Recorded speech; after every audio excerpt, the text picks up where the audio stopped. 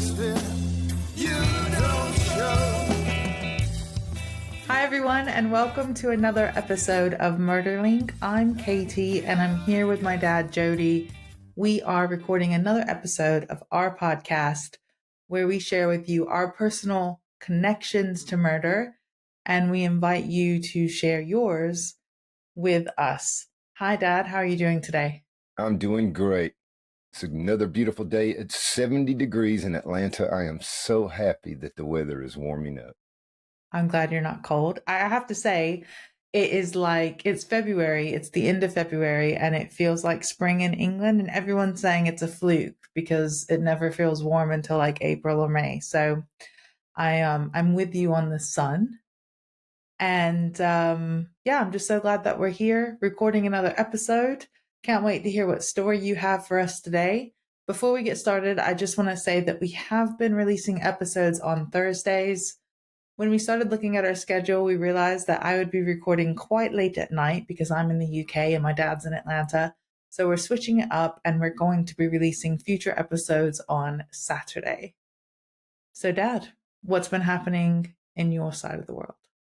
Not a whole lot, a lot of political turmoil over here in America. I know.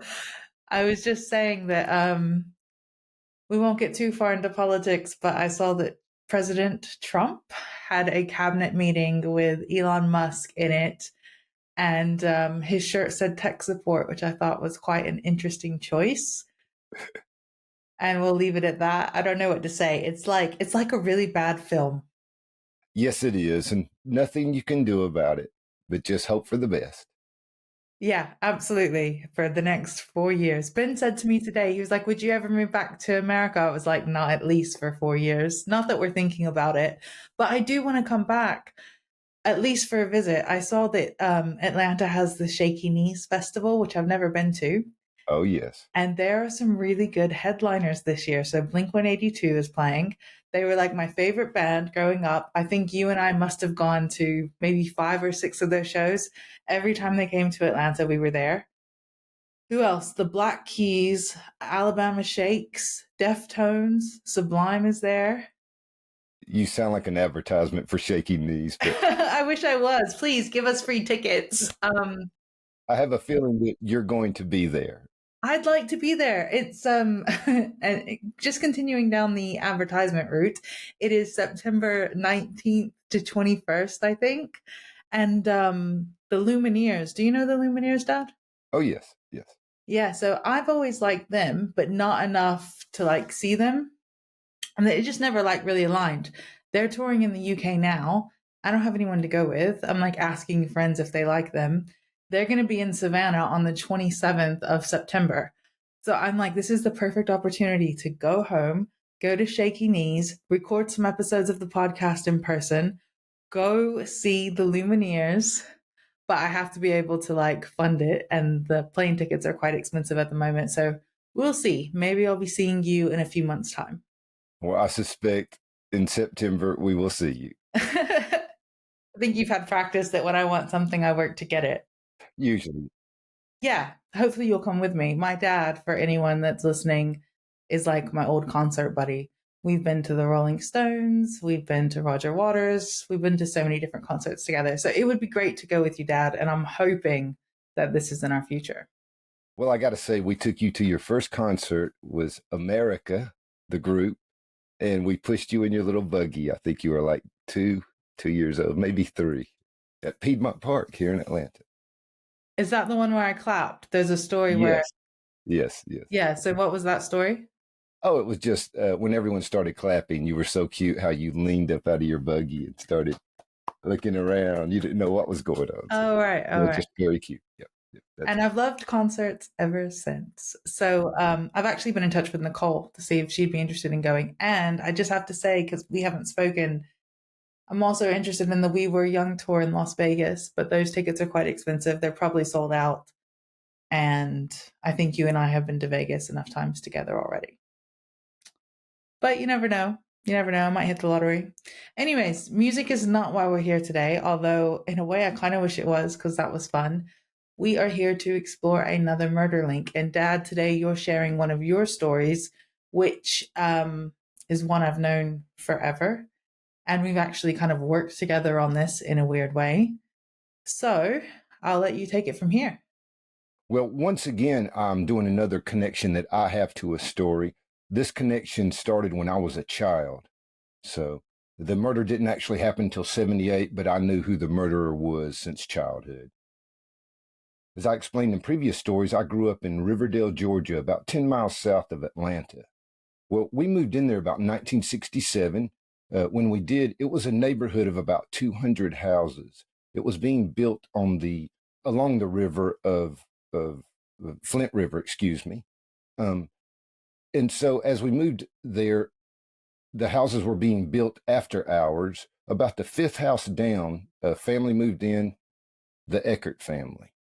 Their youngest son was Nick Eckert, and he was my brother Mitch's age. So through time, he and Mitch became good friends, and I was like their little tag along. I was 2 years younger. So as the years moved on, we began hearing these stories about Nick being adopted. Nick would even tell you he was adopted, but it wasn't until he was 14 years old that we heard the whole story from his brother, Randy. Randy explained to me how Nick's father had an affair, and Nick was the product of that affair. Well, Nick's Miss Eckert adopted him. She decided to raise him, I believe, because he was the half child of her children, the half brother, excuse me, of her children. Right. Okay. So Nick's dad had an affair with a woman and he was born, but Nick's father was already married and him and his wife had Randy. And so that family took him in. So he lived with his dad and his stepmom, basically, but he was raised almost as one of their own. Yes, Randy was one of his brothers. He had other siblings also, but that's pretty much it. Yes. Did he know anything? Do you know if he knew anything about like his birth mom, or was she just not in the picture? Oh, yes. She lived in Morrow, maybe Oh, 5 right. miles away. He didn't see her till he was a teenager, but he went to see her several times after. She doesn't live in that house anymore. I don't even know if she's alive anymore. Oh, wow. That's interesting though, because usually back in those days, a child would stay with the mom, right? Oh, yes, or be adopted out because it was an illegitimate child, is what you would refer to a child that was born out of wedlock. Wow, that's so crazy now because now it's completely different. Right, so there would have been stigma on his mom. And I suppose stigma on, of course, like nowadays there would too, on Nick's dad and Nick's dad's wife, Nick Eckert's stepmother who adopted him because her husband had an affair. I'm sorry, Nick's wife? Sorry, Nick's dad's wife. Nick's dad's wife. Yes. Yeah, because she had an affair. Okay. So it's kind of like a secret. Got it. So he was adopted. Yes. So Nick's mother, even though she had adopted him, and you would expect her to at least show a lot of love toward him, and she did not. You could tell she was pretty mean toward him, especially in particular the way she always referred to him as Nick. She never referred to him as son, and as a matter of fact, she would refer to him as Nick Eckert quite often, and it was always in a mean tone. So once we were explained to us that he was adopted, it was like something clicked inside. You realized, oh yeah, she's mean to him. So, but anyway, next door to Nick was a young man named Jody McWilliams. We referred to him as Big Jody because I was Little Jody. And when Jody moved in, I got to say I was not happy because I'd never met another Jody before. I thought I was the only one in the world. So anyway, he was a lot older than I was, so I really didn't know him very good myself. But in 1978, Big Jody was 18 years old. Nick was about 16, and they started hanging out together. That was after Big Jody had bought a Plymouth Charger Roadrunner Edition car. And I mean, this car was beautiful. I loved this car. It was a muscle car. You would hear it 3 blocks away coming up, and man, Jody would squeal those tires in a minute. But I loved this car. But it didn't take long before Jody taught Nick how to shoot up drugs. Jody was a needle addict at that time, And he eventually taught Nick everything. And being a drug addict will lead you into terrible things, which is exactly what happened in this situation.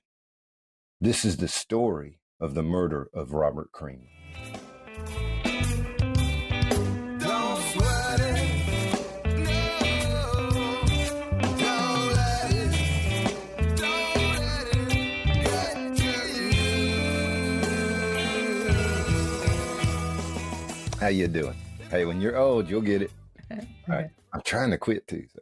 All right. Whoa. Okay, we're back, but I just want to say that we're talking about people being addicted to drugs.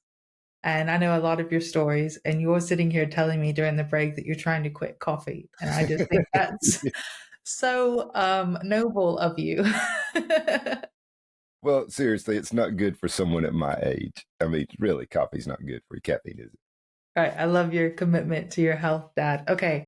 And I said I'm trying. Let's keep it at that. As you take a sip, show everybody your mug that we got from Athens. Oh, I love my mug. It's Bowie Zeus. Is that not the coolest? Very I love cool. my Bowie Zeus. Thank you. Very cool.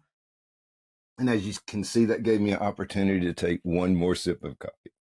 Perfect. Right, we're ready to get into it. Yes, ma'am. So early morning on July 7th, 1978, after Nick and Jody had run out of dope, they needed money. So Nick went home and borrowed his brother's gun. A little after 4 a.m., Nick and Jody headed to Atlanta. They immediately went to Cypress Street. It's located, I'd say, about 3 blocks from the Fox Theater. Cypress Street was a known hangout for sex male workers. It had several gay bars around then, and back then you could drive down the street, you'd see pimps, drug dealers, drug purchasers, sex workers, homeless people. You would see all kinds of people walking up and down the street there. Everyone knew that the cops wouldn't respond because it was that kind of people, at least not respond quickly anyway. And so, Dad, was it an area that like you tried to avoid, or you kind of knew don't go in that area if you're in Atlanta? Well, yes, but the thing was, just 5 years earlier, it was the hippie area. And you didn't have so much of the gay thing, but it started turning into the gay thing then. And then it turned into the male sex worker thing. And, before then, it was the female sex workers, as far as I knew. So I'm just trying to say, I watched it morph from hippies to more of pimps and street people. And then it turned into what it is now, which is a really nice area, actually. Right. And I just want to clarify, because you mentioned that there were gay men there and male sex workers. And I think what we're talking about is what turned into an area of desperation, because this isn't just people choosing as a choice to be sex workers, which is their right. This is people jonesing for their next fix, having nowhere to go, sleeping on the streets, and turning to that work as they see as their only option. And it's a vicious cycle. I think that's what you're saying. Is that right? Oh, exactly. That's exactly the kind of place it was. You would almost feel like it was the Bronx in 1972.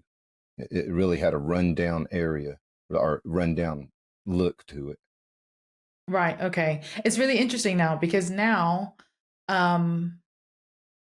there's so many interesting stories. I don't know if you've heard this story, and it's a bit weird speaking to you about it, but there's a woman that's just set the record as someone who slept with the most men in one day, and she's really proud about it, and she's on the news. And I see your face, and that shows. No, I have not heard this story. That shows your views towards it. But now sex work is viewed as a different thing in a way.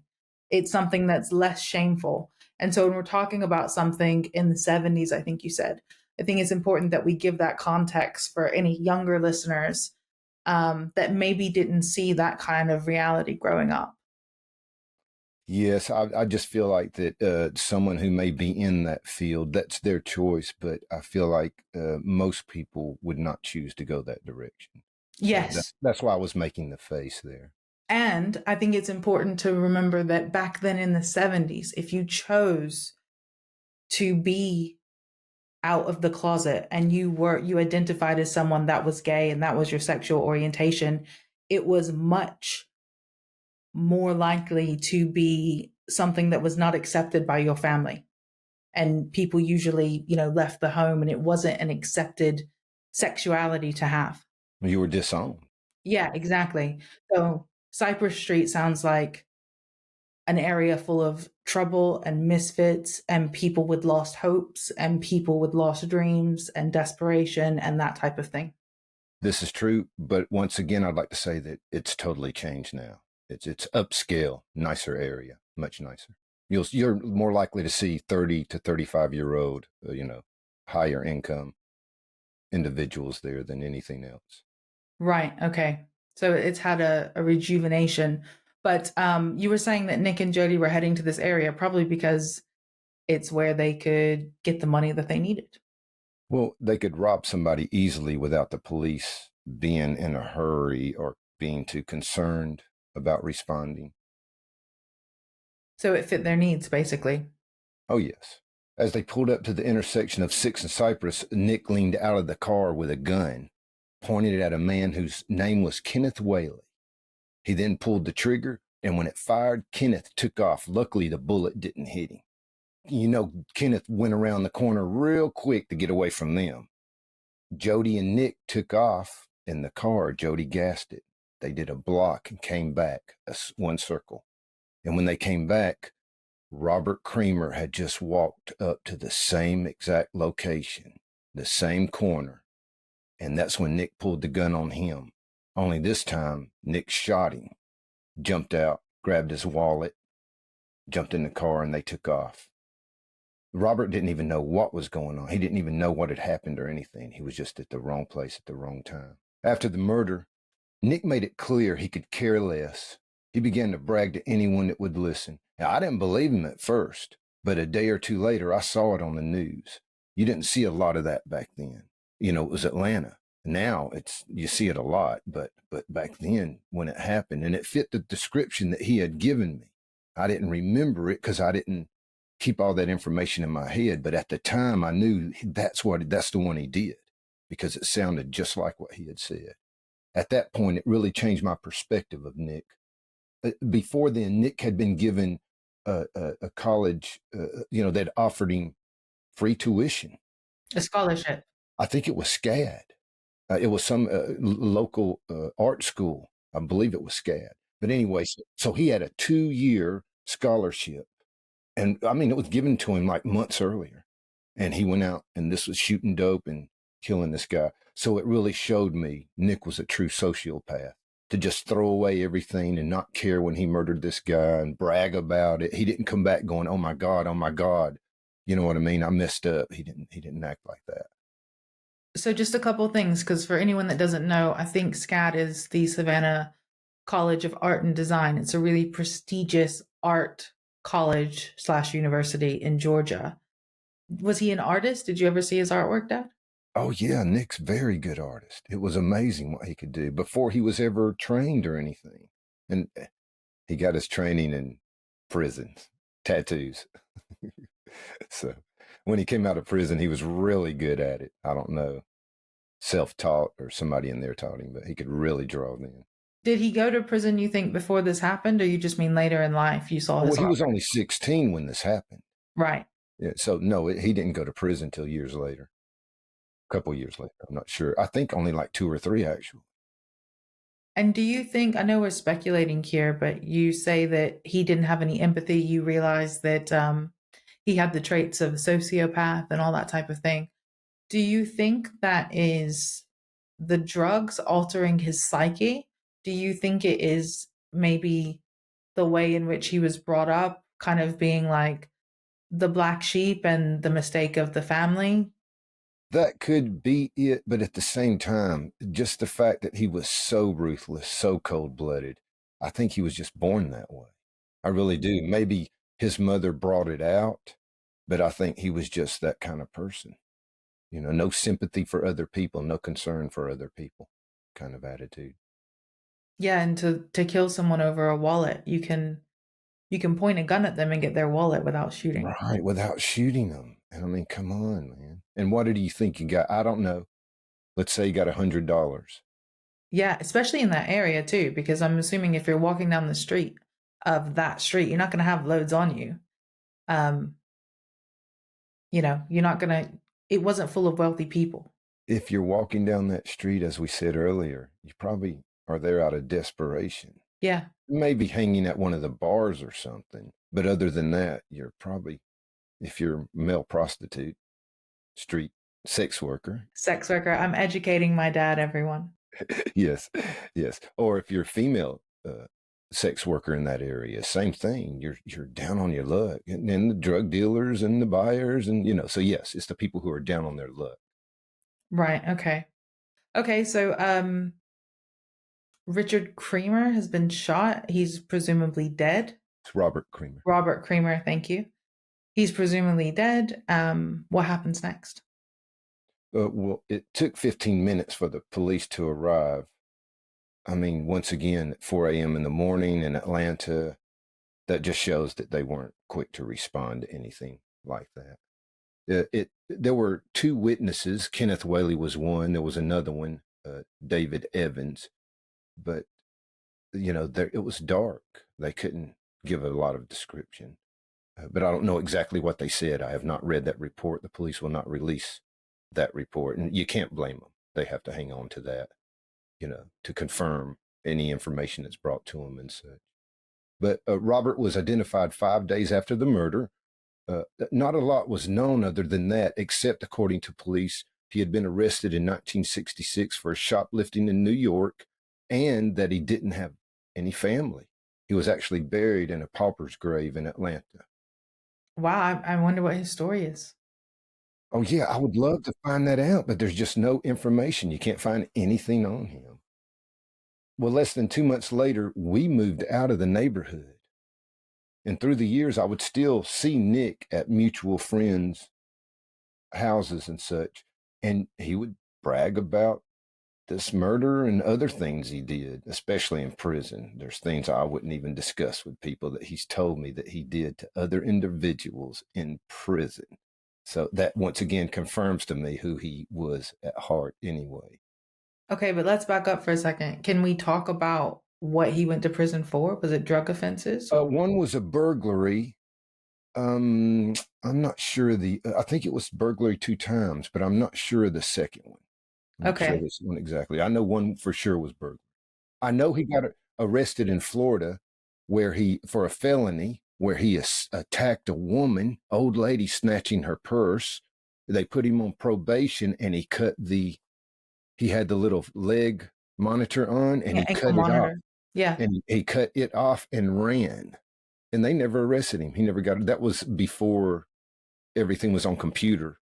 So I don't even know if they have a record of it or not. They probably do because he was on probation at that time. Hmm. But yeah, he had been arrested. But that was after this murder. But once again, the whole thing is just to explain what kind of person he truly was. Just snatching old lady. He hurt her. He knocked her to the ground and hurt this lady down in Florida. Wow. It sounds like he was always in trouble and making bad choices. Oh, yeah, always. Well, we all make bad choices, but Nick was always, yes. He never let go of the dope thing. He kept that, the needles and all. So in about 1994, he began telling me about another murder he did. It took years to really find out with that murder what really happened. With that case, the mother of Nick's children, tried to turn him into Clayton County Police. And once again, Nick had targeted a gay man. That's a story we're going to be talking about next week, which I spent years gathering evidence on both of these cases and presented it to law enforcement. The Georgia Bureau of Investigation profiled Nick. The City of Atlanta Police Department, after receiving all this information, stated, "We can't question anyone without evidence."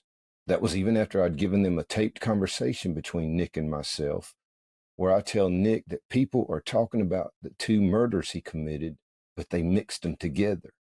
And Nick's response was, "That makes it awesome that all these people know it."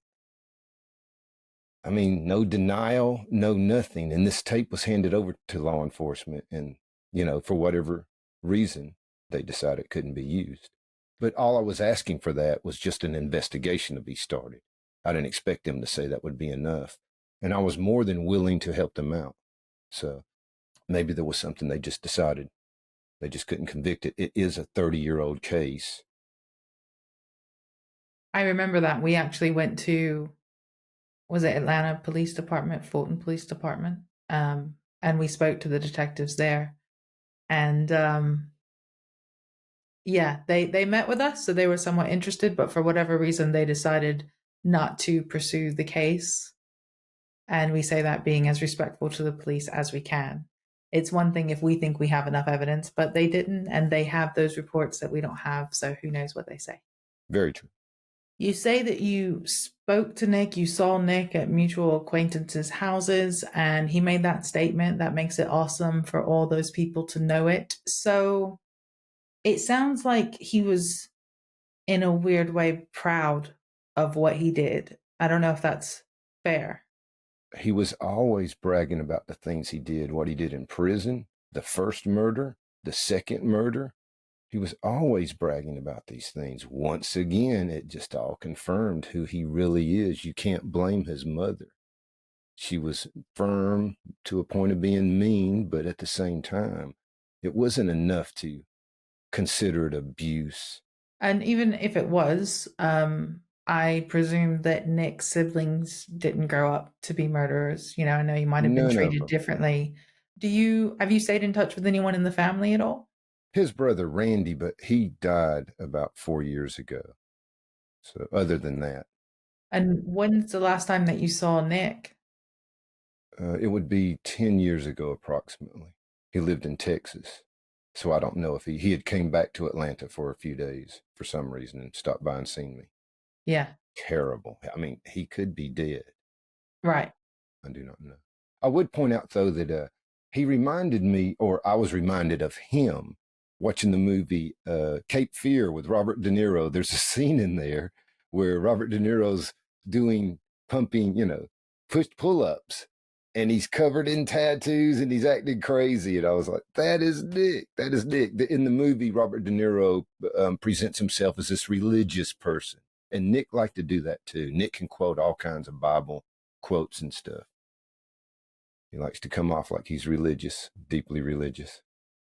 Would you say that he's a clever man? Extremely intelligent. He could have easily succeeded in life, easily. Oh yeah, Nick's not just clever, he's extremely intelligent. It's interesting because I know that you only ever saw him in passing. I feel like, I can't say for sure, I feel like I've met him. I know that I have met his children. I remember little Nick, Mm-hmm. and also his daughter, Destiny. yeah. But maybe, I don't know. I was so young, and I think it's one of those things. A lot of the stories, if you listen to the rest of our episodes, the stories that you share, Dad, they're based upon people that you met or knew through this period of time when you were growing up. Yes. And I grew up near that area too. And so it's really interesting hearing you tell the stories because I can picture the places. I can imagine the people. Even it's like I was so young, I was probably like 4 or 5, that it might be a figment of my imagination, but it just feels so real. And I'm always amazed at what a colorful view you've been able to have on so many different experiences. And I'm always so grateful that I don't have that view as a child growing up, because it sounds like the things of nightmares. Not that you would ever paint yourself as a victim, but it's quite a lot of trauma that you've seen play out based on the people that you know. And I know that he's not a friend, but he's someone that he was at a time because you were kids. And so to see people make decisions and it end up in this way, and I know that we're going to talk about Nick even more in another episode, it's just like, oh my gosh, that is insane. Well, I'd like to point out, though, as a child, the world I was raised in, it was a blast. I could do whatever I want. I had the greatest childhood in that respect. But as an adult and raising my own child, yourself, I wouldn't dare let you do and go through and, experience the experiences I had. Yeah. Yeah, you're definitely more street smart than me based on the experiences that you've had, I have to say. Right. Well, it's nothing to brag about, but hey, you stay happy is what it is. You realize other people had it worse, and there's a lot of people that wish they had your life, no matter how hard your life is. It's just the way you got to look at it. It's good advice, really good advice. So, in terms of this murder, I mean, Robert Creamer has been buried. We don't know if his family was notified. We don't know anything about him really, except for the fact that the murder took place. Nick was never arrested for the murder, and he continued living his life, and he may still be alive today. This is true, and probably still bragging to other people about how he did it. It's really interesting because if it would have been a different victim, it might have, or it would have been covered differently, I think. Like, for example, if there was a family that knew, and I'm sure he must have had some relative somewhere, but back then you can't trace it back. There wasn't the internet, those webs weren't out. There's no family pushing for that investigation. And it just sounds like it just kind of got buried. Oh, without a doubt. But also, remember at the time of the murder that I'm sure it wasn't just the police who would not be very concerned. Even like the news media, once they got a call and were told to go to Cypress Street, they knew what the area was like. So, how much priority was given to a story like that? How often was it played? How much time was it given?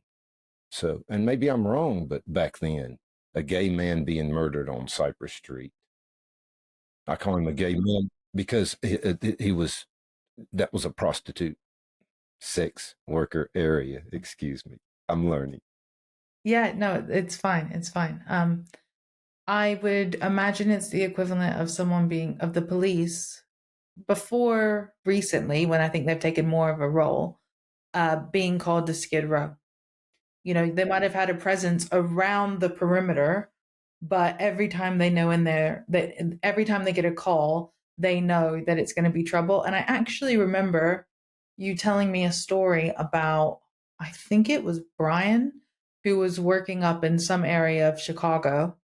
And you said that the police had warned him that they don't come back to this specific area because, again, after dark, like he was painting a house or something. And does this ring a bell? Am I making this up? Oh, yes, it was Randy Wetz, it's Nick's uncle. And Oh, he right. said the police, he was doing work at his apartment complex, and the police pulled up and said, "Hey, it's turning dark. I'm leaving, and I'm not coming back till the sun rises. Load that truck up and get out of here now."